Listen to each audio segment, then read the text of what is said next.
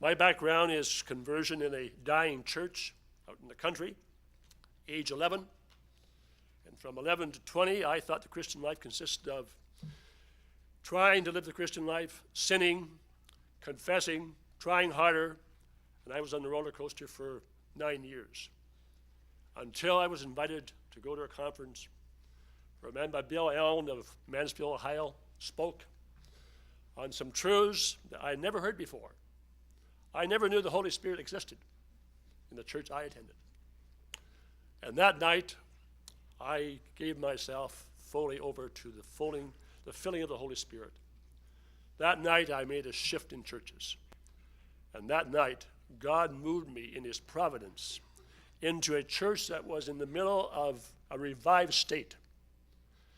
And that church in Owen Sound has left upon me an indelible imprint that has lasted and served me well over the years. Because in that church, I sensed the supernatural. I sensed it in their spontaneous evangelism. They just finished a crusade for 2 weeks. It was extended another 4 weeks because people kept getting saved. God also impressed upon me the power of corporate prayer. That's where I learned to pray publicly. That's where I learned about the power of prayer in that revived church.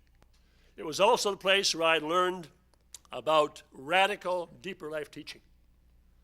When I was in Bible college, my mother-in-law used to write letters to us saying what was happening in the special meetings in that church. And God was working in a miraculous way among leaders, among elders. And God was filling with his Spirit. If I may say it carefully, some were falling down, I believe, on their faces, which is the way I prefer, if I have any word in that whole matter. But anyhow, they were falling down, and God was there and transforming lives in a miraculous way. That left an indelible imprint upon me. And then that church was given to missions. That was a very rich heritage, which I received from that church. And one of my questions at my stage in life that I keep asking myself is, that's what I had received 40-some years ago.